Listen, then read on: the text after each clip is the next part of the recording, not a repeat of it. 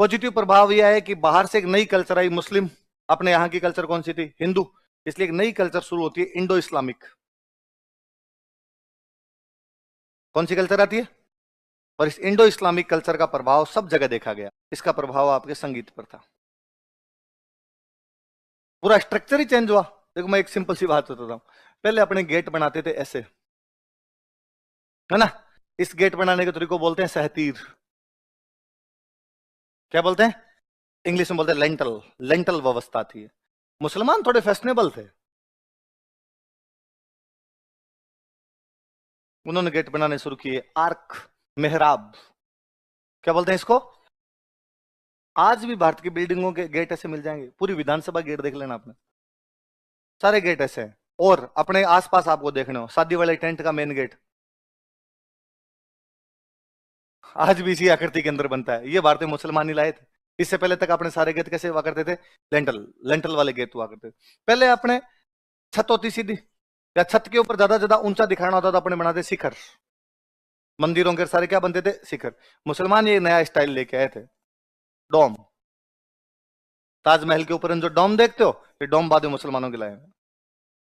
तो अपने यहाँ की जितनी भी बिल्डिंग है उनके अंदर बाद में दोनों विशेषताएं देखने को मिलती है। उस विशेषता क्या बोलते हैं? उनमें हिंदू विशेषताएं भी देखने को मिलती है, और कैसी विशेषताएं देखने को मिलती है? मुस्लिम। रीजन था कि शुरुआत में जब मुसलमान यहाँ पे आए थे तो उन्होंने हिंदुओं की बिल्डिंग तोड़ तोड़ के उनकी मस्जिदें बनाई थी। तो नीचे से तो वो बिल्डिंग पड़ी हिंदू, ऊपर से क्या बन गई? मुस्लिम।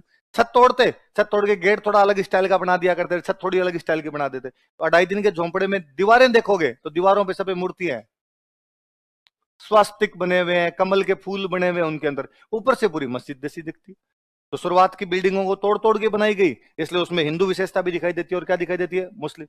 अच्छा, जब मुस्लिमों का यहाँ पे राज स्टेब्लिश हो गया, फिर उन्होंने कहा क्यों तोड़े, नहीं बनाएंगे मस्जिद, इन वाली में क्यों की जाए, अपने नहीं बना लेते हैं। पर आप नहीं बनवाओगे तो भी मिस्त्री तो इंडिया वाले हैं ना।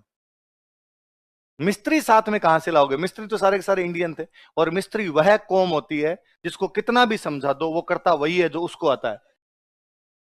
वो उसके अंदर कतई चेंज नहीं लाता। आप इंजीनियर से नक्शा ला दो, आप कुछ ही लेके आ जाओ, उसको वही करना है जो उसको आता है। तो ये तो आप घर बनाते हो तब देखते हो, बोले उसको कितना ही समझा दिया जाए, वो यूं समझता है कि एक्सपीरियंस नाम की कोई चीज है। मतलब तुम बताओ, ये कल के छोरे जो इंजीनियर बनकर यूं मैप बनाते हैं, ये बताएंगे क्या करना है क्या नहीं करना है। और इसका एक अच्छा उदाहरण बताऊंगा आप। दिल्ली में गयासुद्दीन तुगलक का मकबरा है। किसका मकबरा है? अच्छा, मुस्लिम राजा अपने मकबरे पहले खुद ही बना लिया करते थे कि मैं मरूं तो यहां दफनाना है। मकबरा होता है, मरने के बाद में कहां दफनाया जाएगा, तो वो पहले बना के जाते हुए, मैं मरूंगा तो मेरे को यहाँ पे दफना देना।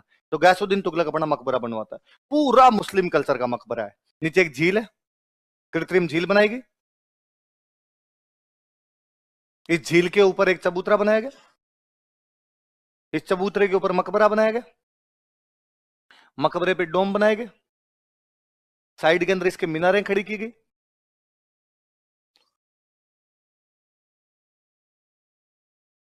साइड में मीनारें खड़ी की गई इसके। जो मेहराब वाला गेट था वो गेट बनाया गया। सब कुछ जैसे एक मुस्लिम इमारत होनी चाहिए, वो सारी मुस्लिम इमारत की विशेषता है। ऊपर जाते जाते उस मिस्त्री ने एक तो बनाया कलश।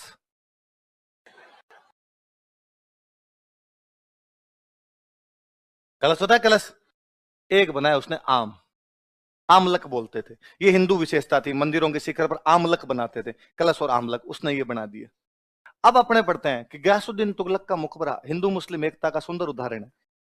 कैसे? क्योंकि गयासुद्दीन तुगलक के मकबरे के शीर्ष भाग में कलश तथा आमलक बनाए गए, मगर बनाए बनवाए नहीं, बन गए। मुझे पता पक्का मिस्त्री बना गया होगा। और गयासुद्दीन तुगलक ने जाते कहा, अरे क्या क्या क्या ये हटाओ। उसने कहा साहब रुको, हटा देंगे, एक एक मिनट रुको साहब। आप तो पूछो बाकी लोगों से, फूट रहे लग रहे हैं नहीं लग रहे। लोग सारे के सारे मजूर, और मजूर ने कहा साहब है तो फूट रहे, थू थू, इतने अच्छे पहले हमने कभी नहीं बनाए थे। रहने दो भाई, जब इतने अच्छे बन गए तो रहने दो, और क्या है। तो सारी विशेषताएं दिखाई देती है आपकी स्थापत्य कला में। कौन सी विशेषता आ गई? इंडो इस्लाम। नई भाषा ही आ गई, उर्दू। हिंदी और उर्दू माँ और मौसी है, जुड़वा बहने हैं।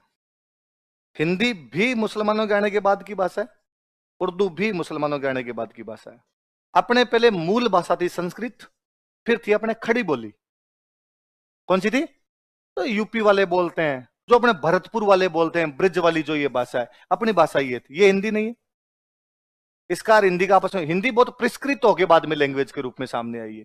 अब जब मुसलमान यहाँ आए ना तो उनके साथ दिक्कत थी, कम्युनिकेशन कैसे हो, आपकी बोली वो खड़ी बोली, उनकी भाषा फारसी, तो एक मिली जुली लेके आए, जिसको लिखा तो जाएगा फारसी की तरह, शब्द होंगे खड़ी बोली के, वो उर्दू है। इसलिए उर्दू और हिंदी के सारे शब्द एक जैसे हैं। उर्दू के शब्द हिंदी में काम ले लेते हो, हिंदी के शब्द किस में काम ले लेते हो, उर्दू में, बाकी किसी भाषा में नहीं हो।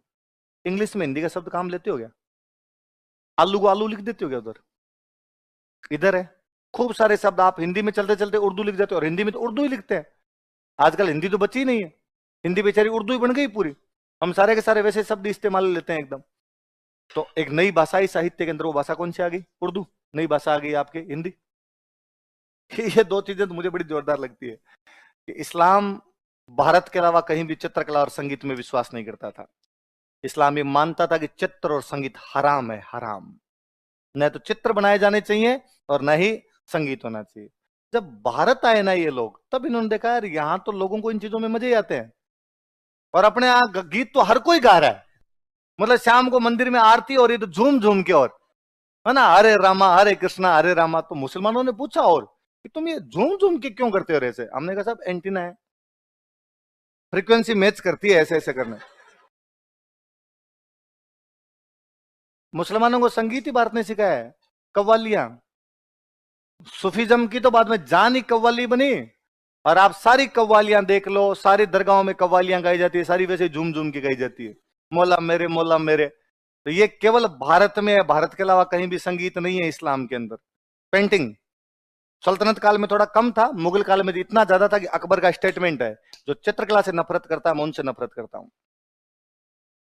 जो चित्रकला से नफरत करता है मैं, जहांगीर कहा करता था मेरे सामने कोई चित्र ला के दो, मैं बता दूंगा इसकी नाक किसने बनाई, आंख किसने बनाई, टांग किसने बनाई और मुंह किसने बनाया।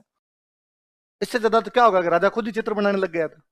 तो संगीत और चित्रकला का प्रभाव, और दो नई चीज आई, सूफी और भक्ति, ये दोनों का एक दूसरे में प्रभाव है। इस्लाम भारत में आने से पहले बेहद कट्टर था, भारत में आने के बाद में जब उन्होंने हिंदू धर्म को देखा, हिंदू धर्म बेहद लिबरल लिबरल लिबरल था। हम अभी बता ही रहा था ये लिबरल ही तो है, कि कोई आदमी आगे गालियां निकाल के चला गया, इधर वाला उनका हाँ जोरदार है गालियां, दो चार और निकाल दे के आप, इससे बड़ा लिबरलिज्म और क्या होगा। बुद्ध और महावीर आपको जो मन में आए वो बोल गए, और आप कहोगे साहब बुद्ध और महावीर हमारे माई बाप है, हमारे भगवान है, इससे ज्यादा टॉलरेंस और कहां होगी। इस्लाम ने जब ये टॉलरेंस देखी तो उनके अंदर भी कहीं ना कहीं उदार रूप है, और इस्लाम का उदार रूप सूफीज्म है। इसलिए अजमेर वाली दरगाह में मुसलमान कम जाते हैं, हिंदू ज्यादा जाते हैं। किसी पीर बाबा की दरगाह के लिए उस हिंदू और मुसलमान की आवश्यकता नहीं। उस पीर बाबा मस्जिद में नहीं जा रहा होगा हिंदू, कोई हिंदू किसी को दे तू मस्जिद में जा दो 4 बार, सोचे मस्जिद में क्यों जाऊंगी, तो मुसलमानों के दरगाह के बारे में सोचता है क्या, जाते हैं खूब अजमेर वाली दरगाह में धाप धाप के जाते हैं एकदम, जाने के बाद बाकायदा फोटो वोटो शेयर करते हैं अपने साहब दरगाह जा गए थे, ख्वाजा साहब के जाके आए थे, नारे लगाते हुए लोग जाते हैं। ये सूफीज्म लिबरल रूप था इस्लाम का। इस्लाम पे हिंदू धर्म का प्रभाव है, वो तो क्या है, सूफीज्म। उल्टा दो, वैसा वर्षा हुआ, हिंदू धर्म पे किसका प्रभाव आया, कहीं ना कहीं इस्लाम। उस समय हिंदू धर्म बहुत कर्मकांडों का सामना कर रहा था, कि कर्मकांड चल रहे हैं, मूर्ति पूजा करनी पड़ेगी आपको, मंदिर में जाना ही पड़ेगा आपको, चढ़ावा चढ़ाना ही पड़ेगा आपको। एक दूसरी दिक्कत और आनी शुरू हुई, मुसलमानों के हमले हुए तो मंदिर तोड़ने शुरू कर दिए। एक तो बंदा डरा हुआ है पहले, अब यार मंदिर जाएंगे नहीं जाए, हमारे मंदिर तो टूट गए, मूर्तियां तो हमारी टूट गई। ऐसे टाइम में कुछ लोग सामने आए हिंदू धर्म के अंदर, उन्होंने एक चीज देखी कि यार मूर्ति में ऐसा क्या है, मुसलमान तो मूर्ति नहीं मानते, इन वाला भगवान भी तो राजी रहता ही है, अपने मूर्ति पूजा करने की क्या आवश्यकता है। तो बाकायदा अपने कबीर जी जैसे लोगों ने कहना शुरू किया कि पत्थर पूजे हरी मिले तो मैं पूजूं पहाड़, ताते तो चाकी भली इन पीस का है संसार। बाटे पूजने से यदि भगवान मिलता हो तो मैं झलाना डूंगरी पूरी पूज दूं, इससे अच्छा तो बाटे का भगवान। तो क्या भाई, इससे अच्छा तो तुम्हारे पत्थर की चक्की अच्छी होती है, जो कम से कम संसार उसे पीस पीस के तो खा लेता है, वरना ये तो कोई मतलब ही नहीं है। तो ये भक्ति आंदोलन पूरा वही है अपना। भक्ति आंदोलन के अंदर मूर्ति पूजा का विरोध किया गया, कर्मकांडों का विरोध किया गया, आडंबरों का विरोध। कहीं ना कहीं देख रहे थे कि जब यार इनके एक भगवान है तो अपने एक भगवान मान ले, कहीं ना कहीं इनके मूर्ति पूजा नहीं होती तो अपनी भी मूर्ति पूजा नहीं करें। ये तो बातें कैसी हो गई अच्छी, अब नेगेटिव कर लेते हैं थोड़ी, बुरी बातें कर लेते हैं। बुरी बातें क्या थी, मंदिर तोड़े, मठ तोड़े, बौद्धों के मठ तोड़े, हिंदुओं के मंदिर तोड़े, इससे कला संस्कृति का फायदा होगा कि नुकसान होगा। और बौद्धों की तो बापड़ों की किस्मत ही माड़ी थी, 1200 के बाद में बौद्ध भारत में बचे ही नहीं। बौद्ध तो समाप्त हो गए, क्योंकि बुद्ध थे पूरे अहिंसक। बुद्ध कैसे थे?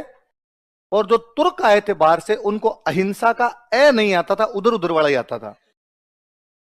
उन्होंने यो कह के मारा इनको बौद्धों को। तो बाद में बुद्ध अब तक आते आते तो बुद्ध वैसे थे कि हम चमत्कार दिखाते हैं, वज्रयानन तंत्रयानन, भगवान जाने कौन कौन से थे कि चमत्कार चमत्कार से गायब कर देंगे। उस बख्तियार खिलजी ने नालंदा जाकर लो, करो गायब, मुझे गायब कर दो, तो गायब करो दो, मुझे गायब करो। दो चार बार मंत्र मंत्र बोले, गायब तो कैसे हो आदमी? उस नालंदा की आग लगाई। उसने कहा इसका मतलब तुम्हारी सारी किताबें झूठी है। नालंदा में इतनी किताबें थी, इतनी ज्यादा किताबें थी कि 6 महीने तक नालंदा धुक धुक करता रहा था।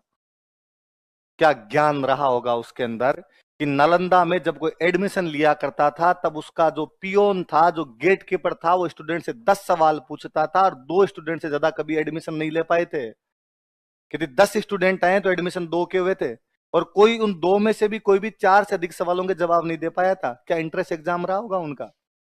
कितना टफ लेते होंगे वो। वहां साइंस की फैकल्टी अलग थी, आर्ट्स अलग थी, कॉमर्स अलग थी। वहां अलग अलग हॉस्टल बने हुए थे, अलग अलग लाइब्रेरीज बनी हुई थी। दुनिया के महानतम विश्वविद्यालय का निर्माण कर रहे थे हम। बख्तियार खिलजी को एक तुड़ी लगी थी, तुड़ी, सब जला गया था वो। तो शिक्षा के केंद्र तो रह रह के तोड़े थे। जहां जहां शिक्षा के केंद्र मिले थे, तुर्कों का और पढ़ाई का आपस में कोई लेना देना नहीं था। तुर्क कोरोना थे उस टाइम के। ये भाई संस्कृत पाठशाला ने तोड़ दी थी, ये सब, ये वो दिलीप सर जो कहानी सुनाते हैं वो कहानी है ये। खलील जिब्रान वाली हुआ है ना। ये दिन शैतानों के बादशाह ने शैतानों की मीटिंग बुलाई, और शैतानों की मीटिंग बुला के कहा कि मुझे अगला शैतान चुनना है, मैं देखना चाहता हूं तुम में से सबसे बड़ा शैतान कौन है। शैतान गए, 6 महीने का टाइम दिया। एक शैतान आया और शैतान ने आगे कहा कि मैंने पिछले 6 महीने के अंदर 10,000 लोगों को काट दिया, मारा उनको भयंकर ढंग से, तलवार से काटा है। शैतानों के बादशाह ने कहा आउट, भाग बाहर यहाँ से। किसी दूसरे ने कहा कि साहब मैंने इतनी महिलाओं के बलात्कार किए, इतने छोटे छोटे बच्चों को काट के फेंक दिया, आउट। तीसरे किसी आदमी ने आकर साहब मैंने गांव की आग लगा दी, पूरे के पूरे गांव का, लोग तड़प रहे थे, मुझे मजा आ रहा था। चौथे ने आकर साहब मैंने खून पिया है उन लोगों का, आउट, सारे बार भागो। एक पांचवा आदमी आया, उसने आकर आगे, कुछ बच्चे स्कूल जा रहे थे, मैंने उनको रास्ता भटका दिया।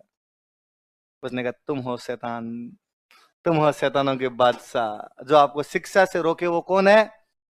तो कोरोना क्या है? शैतान है।